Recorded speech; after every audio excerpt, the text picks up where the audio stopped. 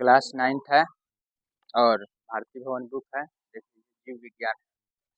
जीव विज्ञान में एक हेडिंग है जिसका नाम है कोशिका। कोशिका से संबंधित हम बारे में जानेंगे कि कोशिका क्या है, कोशिका में क्या चीज होता है और कोशिका किन किन चीजों से मिलकर कोशिका बना है और कोशिका के क्या अंग है, कोशिकांग किसे कहते हैं। ठीक है, ये सब बारे में इन सभी को जानेंगे और इन सभी के बारे में हम लोग जानेंगे। तब तक के लिए कुछ हम दिखाते हैं।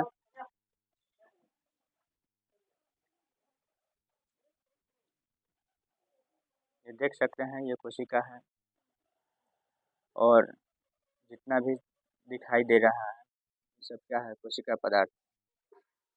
और सब अलग रंगों और अलग कलरों से जो दिखाई दे रहा है वो सब कोशिका का अंग है और इन सभी अंगों के बारे में एक एक करके हम अध्ययन करेंगे।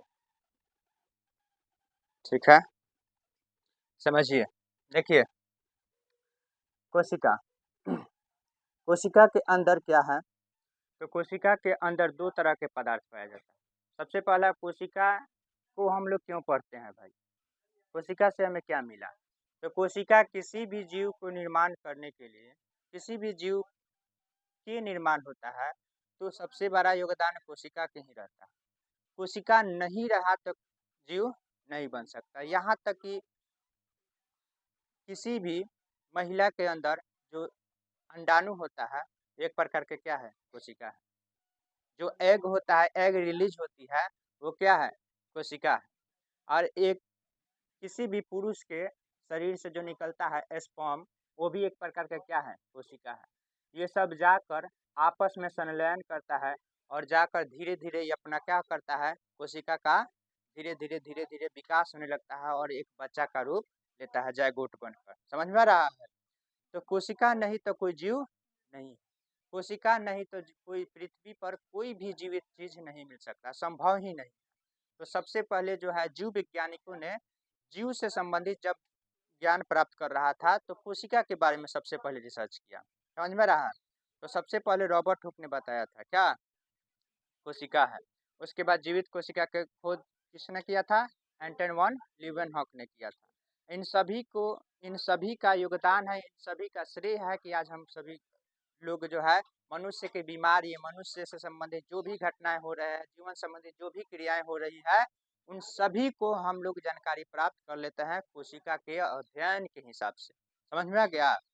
तो हम बोल रहे हैं, तो हमारा कंठ किसके सहारे काम कर रहा है, क्या कंठ एक प्रकार के क्या चीज से बना हुआ है, तो कोशिका के सहारे। समझ में आ गया, क्या चीज के सहारे, कोशिका के सहारे। चलते हैं तो हमारे पैर वुड जितना भी चीज है वो क्या चीज से बना है, कोशिका से।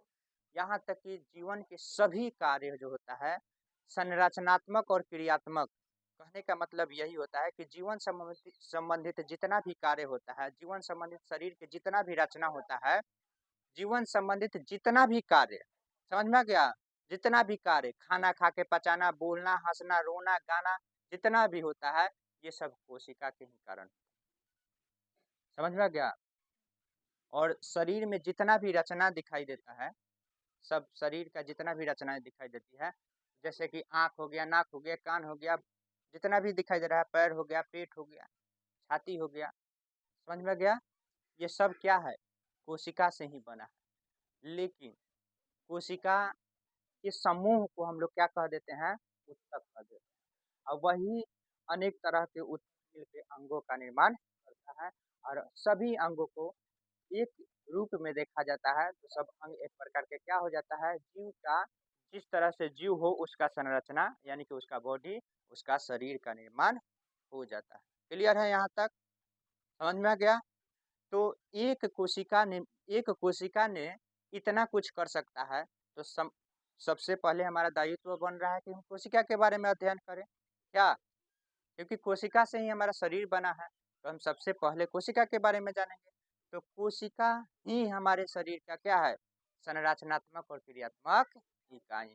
समझ में आ गया, कोशिका ही हमारे शरीर का क्या है, संरचनात्मक और क्रियात्मक इकाई है, जिसके कारण हम कोशिका संबंधित सभी जानकारी को हासिल करेंगे। जहाँ तक हमें कोशिश रहेगी वहाँ तक हम करेंगे, लेकिन कोशिका से संबंधित हम कोई चीज़ों को छोड़ेंगे नहीं। समझ में आ गया।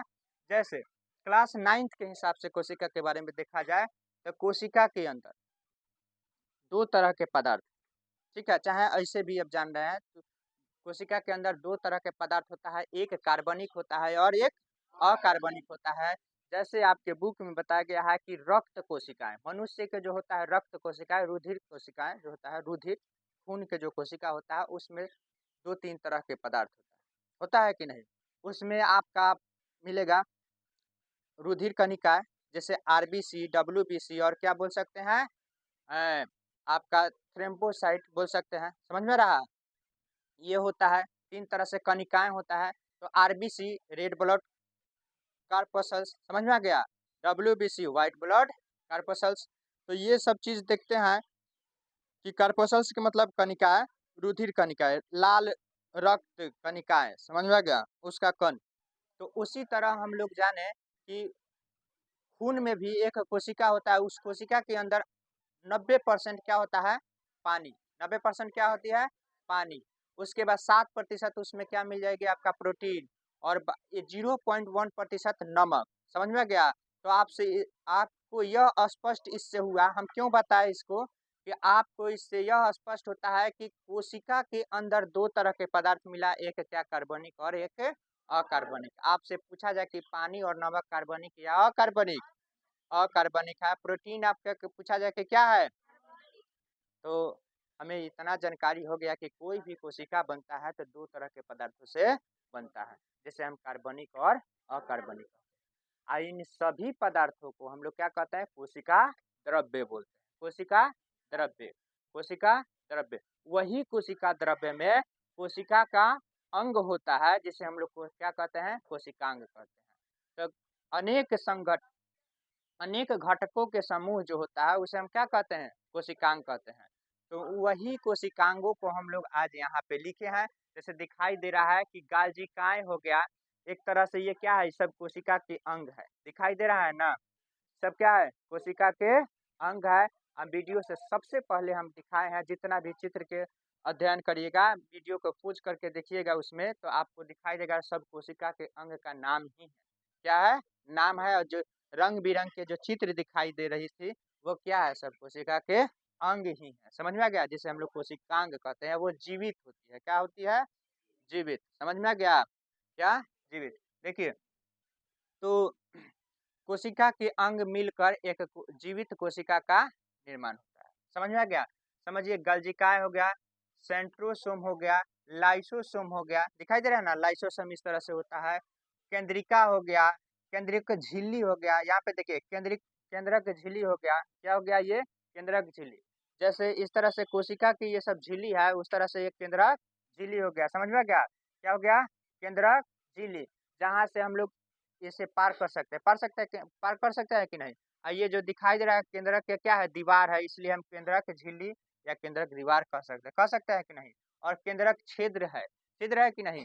केंद्रक छिद्र नहीं रहता तो अंदर से केंद्रक के अंदर से कोई पदार्थ जो है बाहर कैसे जाएगा और बाहर से उसके अंदर किस तरह से जाएगा, तो केंद्रक छिद्र भी होना जरूरी होता है।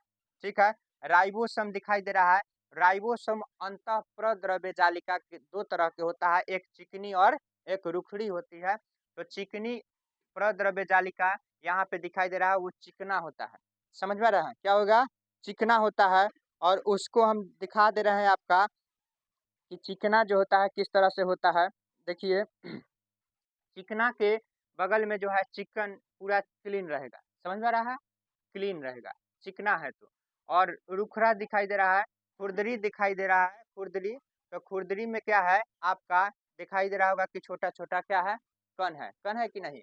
वही हाँ, वही राइबोसोम कहलाता है। क्या कहलाता है? राइबोसोम कहलाएगा। आपको दिखा दे रहे हैं आपको। दिखाई दे रहा होगा, जो चिकना वाला है वो क्या है? चिकना अंतःप्रद्रव्य जालिका है और जो रुखड़ा है उसे क्या कहेंगे? खुरदरी अंतःप्रद्रव्य जालिका। क्लियर है? दिखाई दे रहा होगा। यहाँ पे जो है ये क्या है? चिकनी है, ये खुरदरी। ठीक है? क्लियर है, समझ में गया। तो चिकनी यहाँ पे दिखाई दे रहा होगा, ये चिकन वाला है जो चिकना है, और ये क्या है, खुरदरी है, ये से खुरदरी कहते हैं। तो दानेदार होता है उसे क्या कहते हैं, खुरदरी कहते हैं, अंतःप्रद्रव जालिका, और जो चिकनी होता है उसे चिकनी। लेकिन इसमें क्या होता है, जो जो खुरदरी के ऊपर जो छोटा छोटा दाना दिखाई दे रहा है उसे हम लोग राइबोसोम बोलते हैं। क्या बोलते हैं, राइबोसोम बोलते हैं। क्लियर है, क्या राइबोसोम बोलते हैं। यहाँ तक क्लियर हो गया। देखिए माइट्रोकैंड्रिया है, ये क्या है, इस तरह से दिखाई दे रहा है। मेहंदी जो चढ़ाते हैं तो एक मेहंदी के डिजाइन होता है छोटा सा, उस डिजाइन को दिखाई दे रहा है, उस डिजाइन से दिखाई दे रहा होगा, उस डिजाइन के तरह दिखाई दे रहा है, तो क्या है, माइट्रोकैंड्रिया। क्लियर हो गया। माइट्रोकैंड्रिया के बगल में क्या है, एक लाइनिंग है, एक लकड़ी के समान है, एकदम खड़ा है, तो समझिए खूंटा के जैसा। तो देखिए इसे माइक्रो ट्यूब्यूल कह सकते हैं, माइक्रो ट्यूब्यूल, ठीक है, माइक्रो ट्यूब्यूल। देखिए हो गया यहाँ तक। तो कोशिका के अध्ययन के लिए हम लोग 3 तरह से अध्ययन करेंगे, 3 वर्गों में बांट के, और इसे सही ढंगों से और सुगमता से इसे हम क्या कर सकते हैं, अध्ययन कर सकते हैं। सबसे पहले देखिए कोशिका झिल्ली को हम लोग जानेंगे कि कोशिका झिल्ली क्या होती है। उसके बाद हम लोग जानेंगे कोशिका द्रव्य क्या होता है, समझ में आ गया, कोशिका द्रव्य क्या है। और उसके बाद हम लोग केंद्रक के 3 तरह के बातों को हम लोग अध्ययन कर लेंगे, सभी कोशिका के अंगों के बारे में अध्ययन हो गया, समझ में आ गया।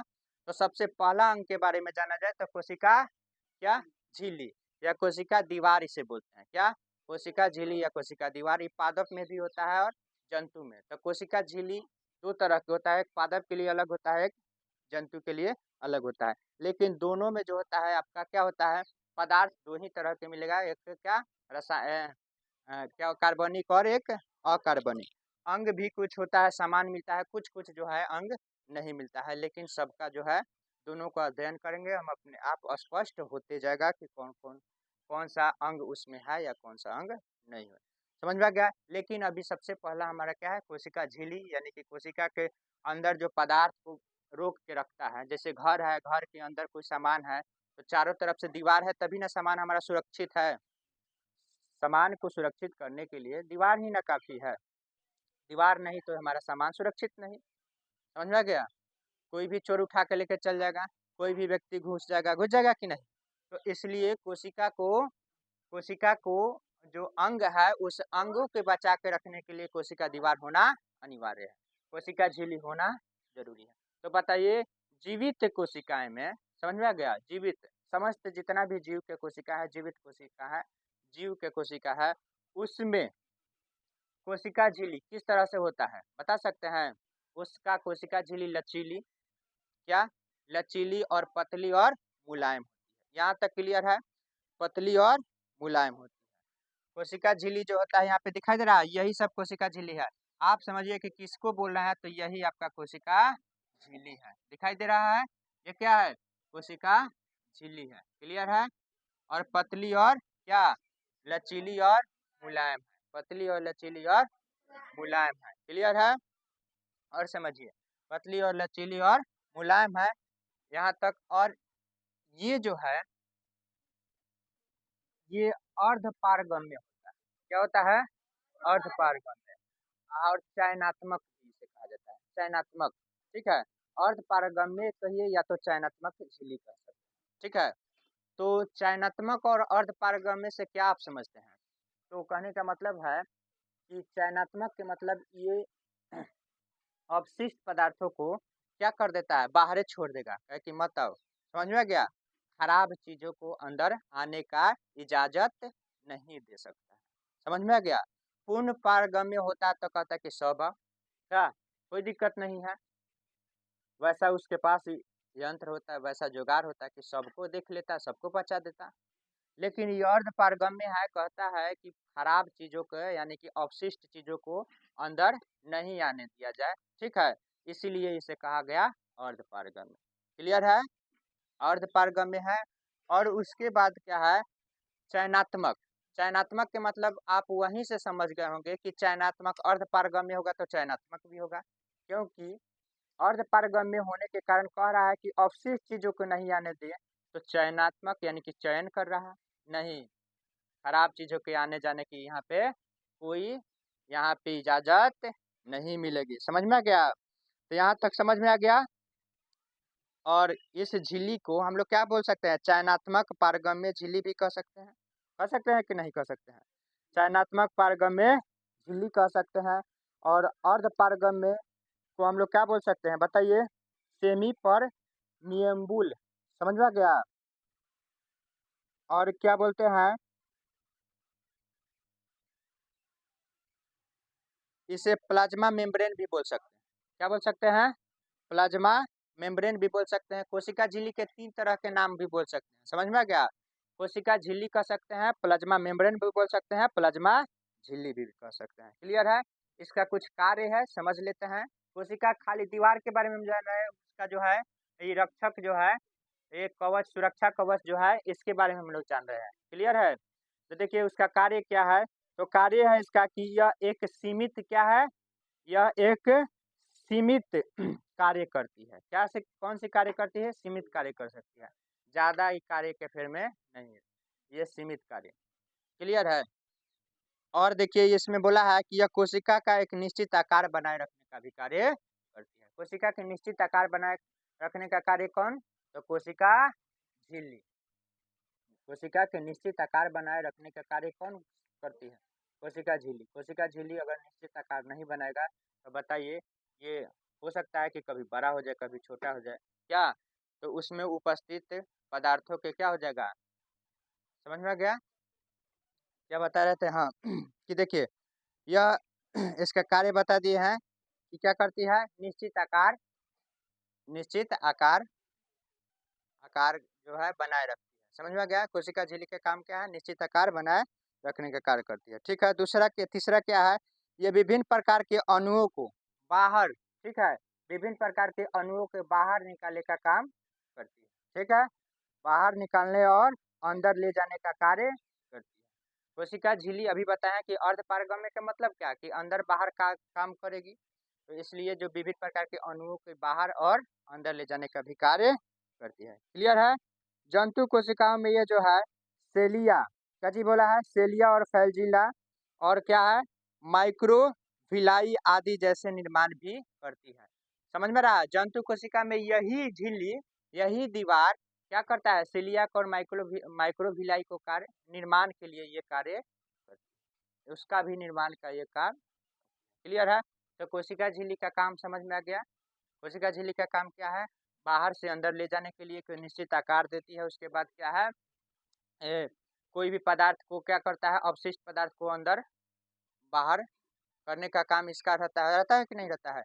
इसमें क्या होता है, चयनात्मक, इसे चयनात्मक भी कहा जा सकता है, अर्ध पारगम्य होता है कि नहीं होता है। इसे क्या बोल देते हैं, इसको हम कौन कौन सा नाम, प्लाज्मा मेम्ब्रेन भी बोल सकते हैं, कोशिका झिल्ली भी बोल सकते हैं, प्लाज्मा झिल्ली भी बोल सकते हैं कि नहीं बोल सकते हैं। प्लाज्मा मेम्ब्रेन, प्लाज्मा झिल्ली, प्लाज्मा कोशिका झिल्ली। क्लियर हो गया। 3 तरह का नाम भी है। अब समझिए कोशिकीय कोशिकी कोशिका भित्ति क्या है। अब समझिए कोशिका भित्ति यानी कि पादप कोशिका में क्या होता है, कोशिका भित्ति होता है। क्या चीज होता है, पादप कोशिका में कोशिका भित्ति होता है। और इसका कार्य क्या होता है कि देखिए चारों ओर से एक मोटे मोटे क्या होता है, मोटे और कई आवरण द्वारा जो है घिरी रहती है। क्या होता है, मोटे और कई आवरण द्वारा घिरी रहती है। अब बोला है कहा कि इसी आवरण को हम लोग कोशिका भित्ति कहते हैं।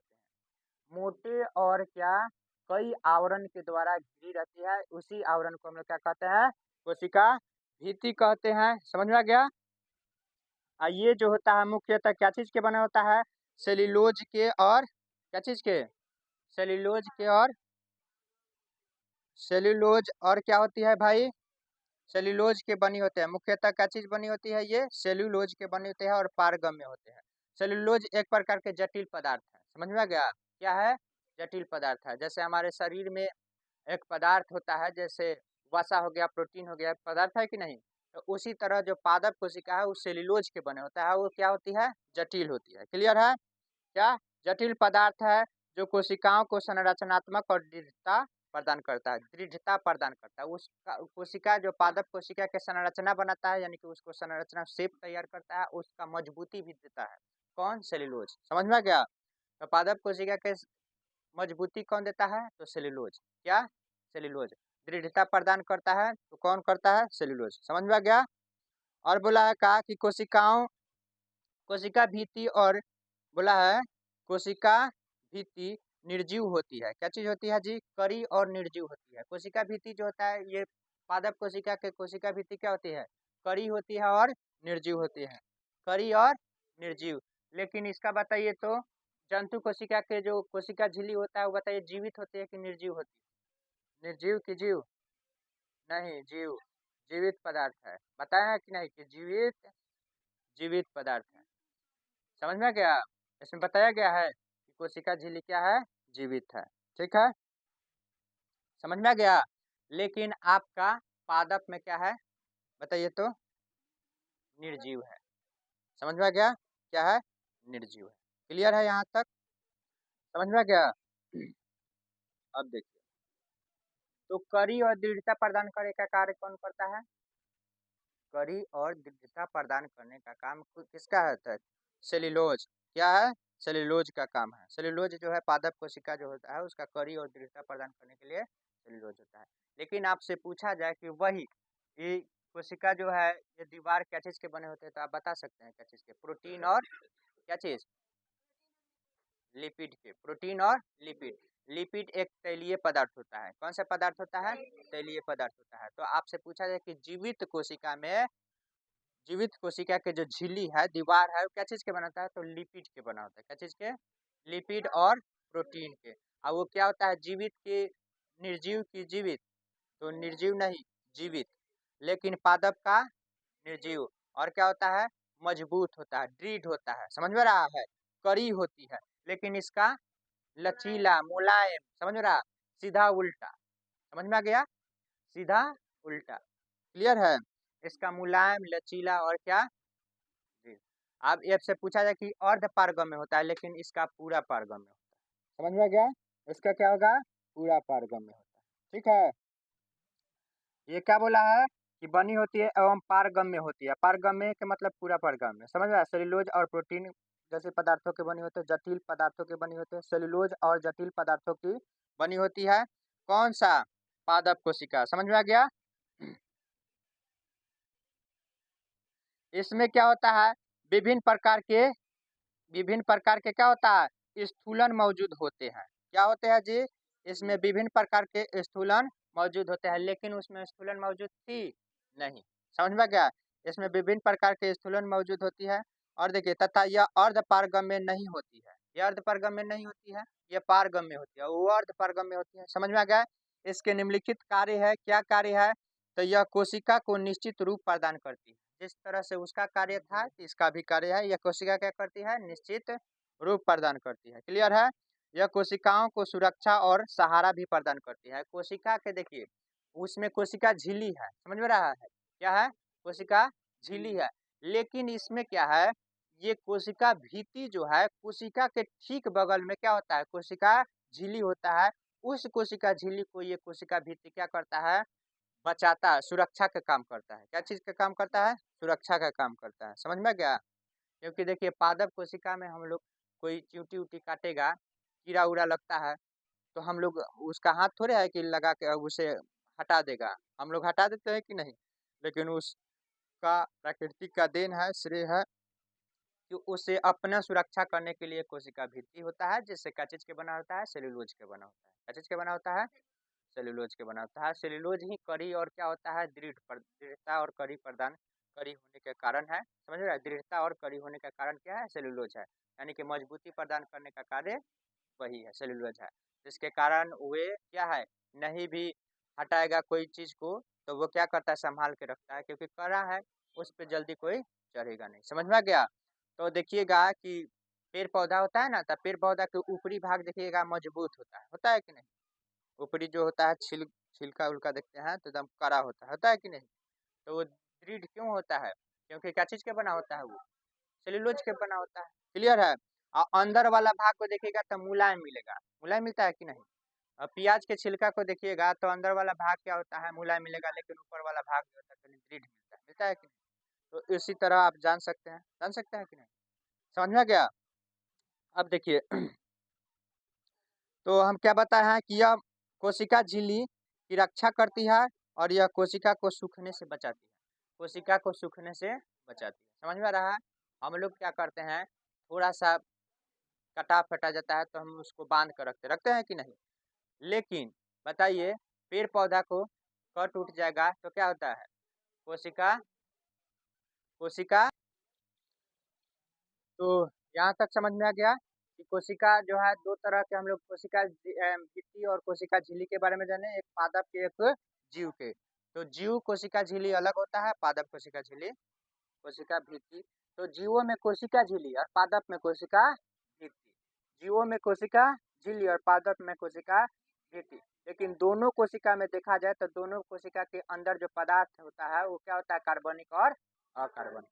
लेकिन इसका कोशिका झिल्ली आपसे पूछा जाए तो प्रोटीन और लिपिड के बना होता है, लेकिन इसका क्या चीज के बना होता है, नहीं, सेल्यूलोज के बना होता है। क्लियर है? इसका कड़ी और क्या होती है, मजबूत, लेकिन इसका मुलायम। हाँ, इसका क्या होती है, लचीली और मुलायम। मुलायम और लचीली और पतली। क्लियर है? यहाँ तक समझ में आ गया। और कोशिका के अंदर जितना भी अंग दिखाई दे रहा है वो सब क्या कहलाता है, कोशिकांग। कोशिका के अंदर जितना भी अंग दिखाई देता है वो क्या कहलाता है, कोशिकांग कहलाता है। क्लियर है? कोशिका के अंदर जितना भी अंग दिखाई दे वो सब क्या कहलाएगा, कोशिकांग कहलाएगा। जो कि फिर से हम पुनः दिखाने का प्रयास कर रहे हैं। देखिए, दिखाई दे रहा है, ये सब क्या है, कोशिकांग है। क्लियर है? ये सब क्या है, कोशिकांग है। समझ में आ रहा होगा। देखिए, आज जो पारगम में जो मुलायम दिखाई दे रहा है वो सब क्या है, कोशिका झिल्ली है। दिखाई दे रहा है ना। इस सभी कोशिका के अंगों को, सभी कोशिका के अंगों को क्या किया है, रोक के रखा है। तो कौन रखा है, कोशिका झिल्ली। समझ में आ गया, कोशिका झिल्ली जो क्या चीज के बना होता है, लिपिड और प्रोटीन। समझ में आ गया। और जो बीच में दिखाई दे रहा है अंडा के जैसा कि अंडा कटा हुआ है, उसे हम लोग क्या बोलेंगे, केंद्रक बोलेंगे। क्लियर है? उसे क्या बोलेंगे, केंद्रक बोलेंगे। नीचा जो दिखाई दे रहा है उसे राइबोसोम, जो खुरदरी दिखाई दे रहा है उसे क्या बोलेंगे, राइबोसोम। अंतःप्रद्रव्य जालिका भी है बगल में, सब दिखाई दे रहा है। अगले वीडियो के अनुसार आप देख सकते हैं। ठीक है, हो गया। सुनिए, अब हम लोग कोशिका द्रव्य एवं साइटोप्लाज्मा के बारे में कल जानकारी प्राप्त करेंगे। लेकिन आप लोग इसे याद कर लीजिएगा। दिखाई दे रहा है, यही है आपका क्या है, ये है कोशिका का जो है अंदर छिद्र जो है पारगम्य है। पूरा तरह से छिद्र है नहीं है ना, कहीं कहीं है। तो यही सब है पारगम्य। क्लियर है, पारगम्य। क्लियर हो गया। ये आपका जो हो गया अंतःप्रद्रव्य जालिका है। इसी तरह हम लोग इसका अब एक एक कार्य के बारे में जानेंगे कि केंद्रक का कार्य क्या है। ठीक है, साइटोप्लाज्मा का काम क्या है। ठीक है, यहाँ पे माइटोकॉन्ड्रिया का काम क्या है, माइटोकॉन्ड्रिया का काम क्या है, चिकनी अंतःप्रद्रव्य जालिका का काम क्या है। समझ में आ गया, ये सब जानेंगे। केवल अभी हम क्या चीज, एक काम जाने, केवल और केवल कोशिका झिल्ली का काम जाने और कोशिका भित्ति का काम जाने।